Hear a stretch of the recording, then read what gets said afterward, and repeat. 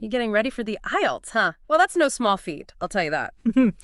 But today, we're diving deep into how to really crush it when you're dealing with ADHD. Get ready for some serious aha moments, I think. Yeah, so what we're going to unpack today is how this exam,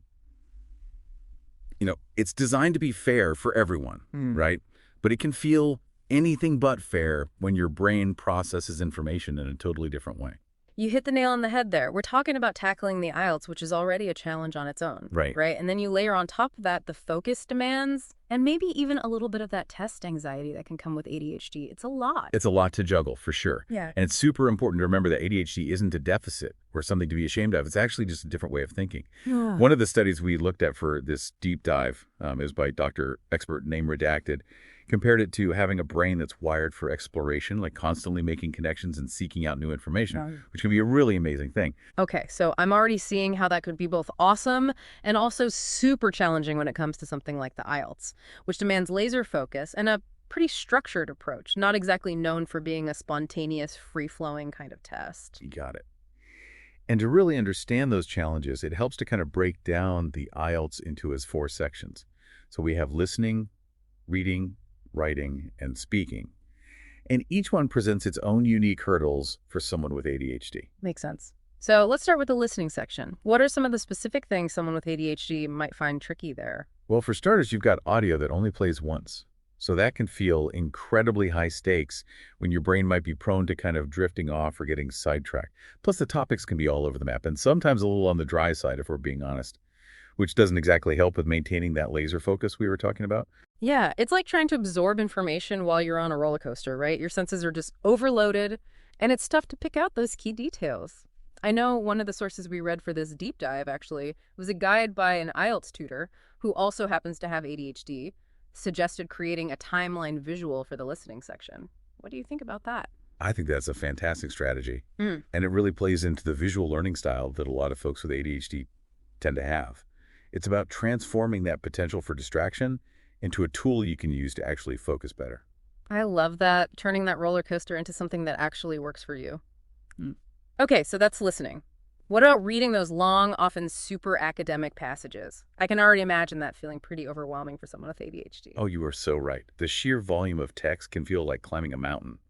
And that urge to skim or skip ahead or even just completely zone out can be almost irresistible. This is where another source we looked at for this episode comes in handy. It was a book by an ADHD coach. And their argument was that traditional note-taking can actually backfire for people with ADHD. Interesting. So what do they recommend instead of the typical note-taking method?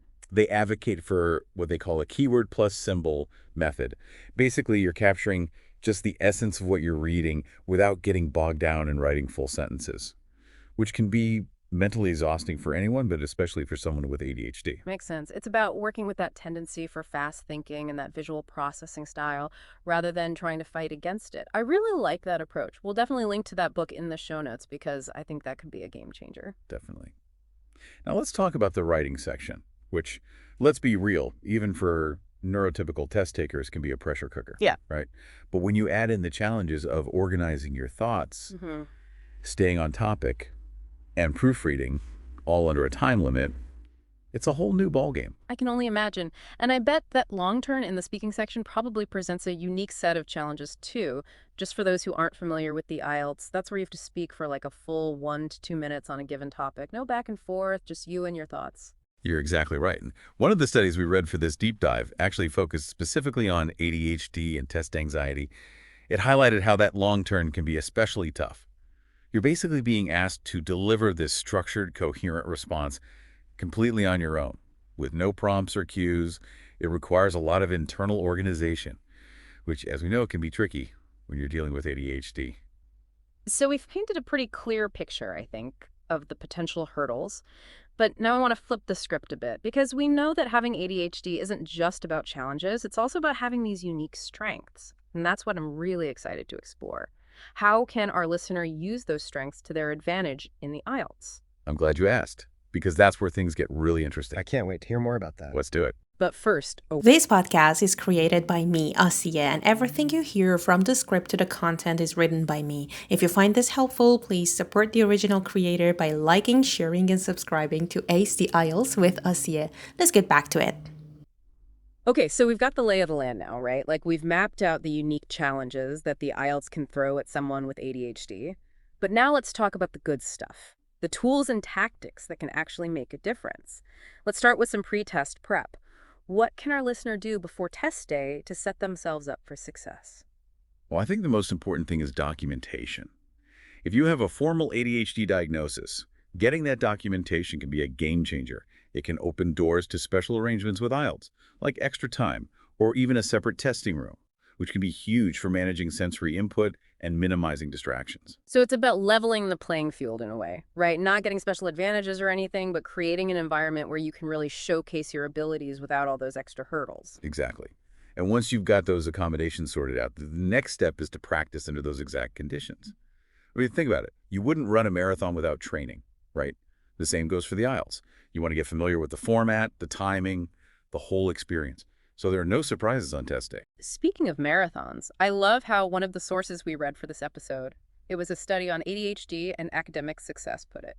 They said it's a marathon, not a sprint. So no cramming, no last-minute panic, just steady, consistent prep. Absolutely.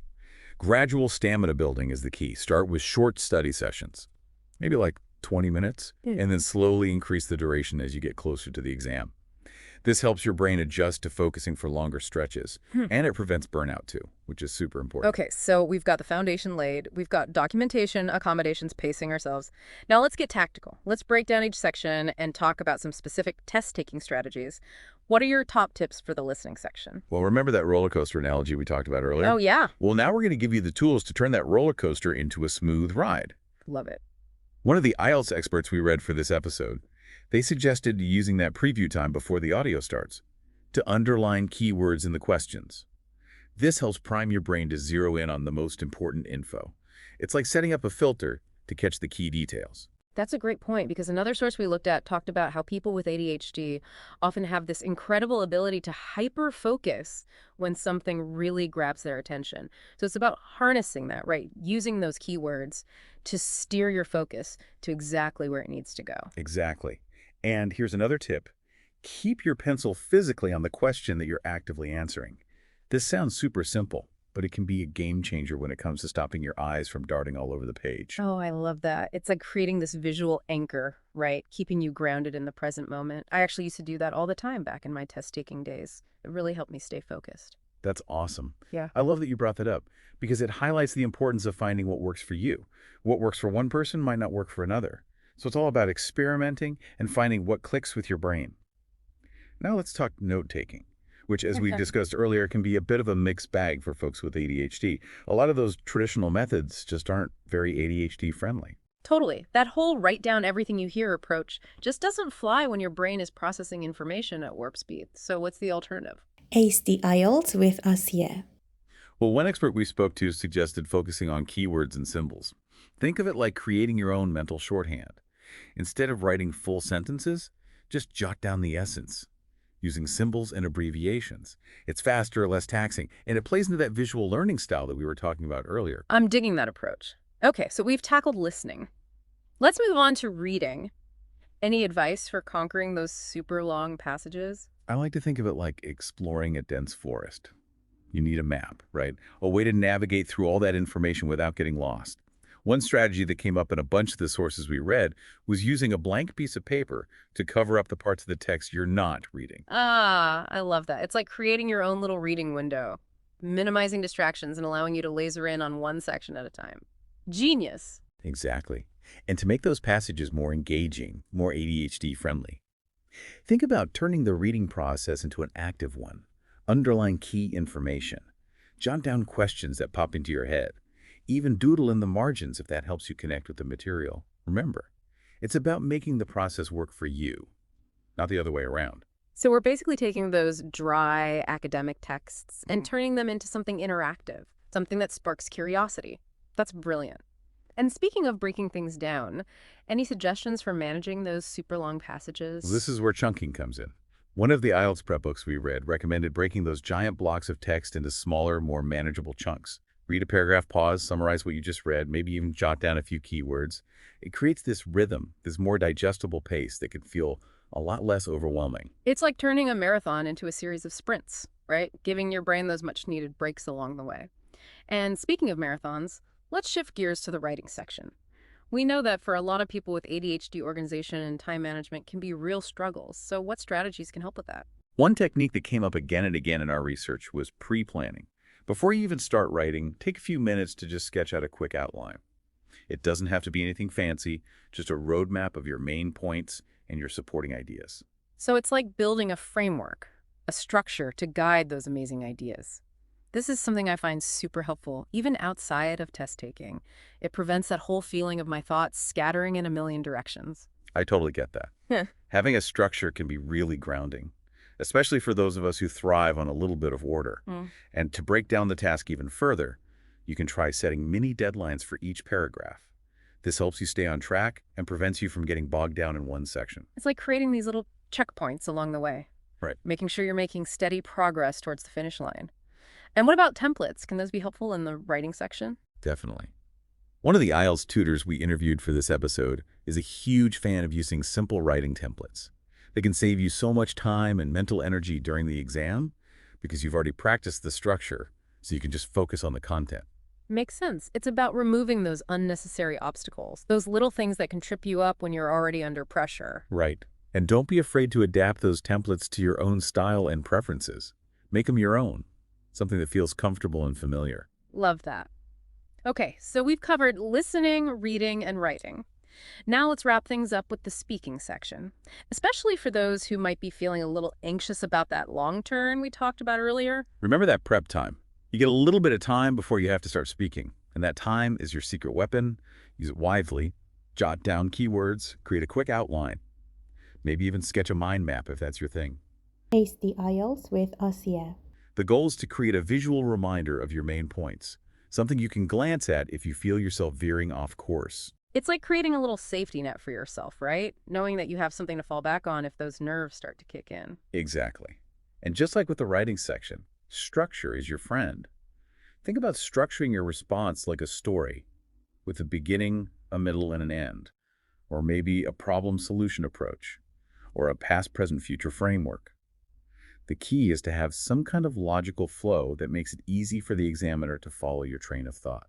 And I bet transition phrases could be really helpful here too, right? Signposting those shifts in your thinking, making sure you're staying on track. You're spot on. Phrases like, going back to my earlier point, or another thing to consider is they're like guideposts for both you and the examiner, ensuring that smooth, coherent flow. Awesome. So we've covered a ton of ground here in terms of test-taking strategies, but we can't wrap up this deep dive without talking about something super important, and that's the mind-body connection. What can our listener do to support their focus, their energy, their overall well-being, both leading up to the test and on test day itself? I'm glad you brought that up, because it's often overlooked, but it's absolutely crucial. So we've talked about specific strategies for like each section of the test, but I'm really curious to hear your thoughts on the bigger picture. Like, how can our listener create an environment both physically and mentally that supports their best performance? You know, one of the things that really jumped out at me when we were doing the research for this deep dive was the importance of sleep. It seems so simple, right? But it's absolutely crucial, especially for folks with ADHD. There was this one study we looked at, and it found that even just a little bit of sleep deprivation can make those ADHD symptoms way worse. So it makes it even harder to focus and, really use those executive functions that you need for test taking. Yeah, it's like trying to run your brain on fumes. They're just not going to get very far. So enough sleep, non-negotiable. What else can our listener do to like prime their brain for success? Well, don't underestimate the power of moving your body. Exercise, even just a quick walk or some gentle stretching, can do wonders for focus and clarity. It gets the blood flowing, releases endorphins. It's like hitting the reset button for your brain. And then, of course, there's nutrition. What you eat has a huge impact on how you feel and how your brain functions. It's all about creating this foundation of well-being, right? Yeah. Giving your brain the fuel it needs to perform at its best. One of the books we read for this episode, it was written by a nutritionist who specializes in ADHD, and they recommended having a protein-rich breakfast on the morning of the test to kind of help stabilize blood sugar levels and prevent those energy crashes. That can really throw you off. Such a good tip. Yeah. And don't forget about hydration. Even being a little bit dehydrated can lead to fatigue and can make it harder to concentrate. So keep a water bottle with you and just sip on it throughout the day. Okay, so sleep, movement, nutrition, hydration, all those foundational pieces. Now let's talk about managing those test day jitters. Like they're going to happen, right? Any advice for calming those nerves and staying focused in the moment? This is where mindfulness and breathing techniques can be super helpful. One of the experts we interviewed for this episode actually suggested practicing a simple breathing exercise for a few minutes each day, leading up to the test. Just taking a few deep, slow breaths can help calm your nervous system and bring you back to the present moment. I find even just taking a couple of conscious breaths when I'm feeling stressed out can make a world of difference. It's like hitting the pause button on that whole stress response, giving yourself a moment to kind of regroup. Exactly. Yeah. And if you start to feel anxious during the test, don't hesitate to use those breaks between sections to just do a quick mindfulness check-in. Even just closing your eyes and focusing on your breath for a minute or two can help you regain your composure. What about like environmental adjustments? Are there things our listener can do to create a more ADHD-friendly testing environment? Yeah, for sure. Comfort is key. Wear clothes that feel good, that won't distract you. And if you're sensitive to noise, you can think about bringing earplugs, if they're allowed at the testing center. Right. It's about minimizing those sensory things that can pull you out of focus. One of the sources we read also suggested getting to the testing center early, just to give yourself some time to kind of settle in and acclimate to the environment. That way you're not walking in feeling all rushed and overwhelmed. Such a smart strategy. It's all about setting yourself up for success in every way you can. Okay, so we've covered so much ground today. Okay. From understanding the unique challenges of taking the IELTS with ADHD to exploring a whole toolkit of strategies for success. Before we wrap up, I want to circle back to something we talked about earlier. The idea of ADHD as a strength. What's like the key takeaway you want our listener to leave with? I think the most important thing to remember is that ADHD is not a limitation. It's a different way of thinking. And that different way of thinking comes with some incredible strengths. Creativity, out-of-the-box thinking, a unique perspective on the world. The IELTS might present some specific challenges, but with the right strategies and self-awareness, you can absolutely crush this test. I love that. It's about embracing your neurodiversity and finding the tools that help you shine. So to our listener out there, remember, you've got this. Tap into those strengths, experiment with the strategies we talked about, and approach this challenge with confidence and self-compassion. And don't be afraid to reach out for support if you need it. There are so many amazing resources out there. Coaches, tutors, online communities, all dedicated to helping people with ADHD thrive. We'll definitely include some of those resources in the show notes. This is just the beginning of your IELTS journey. There's so much more to explore, so many strategies to discover. What's one small step you can take today? To make this whole process a little bit easier, a little bit more enjoyable, we're cheering you on every step of the way. Good luck out there.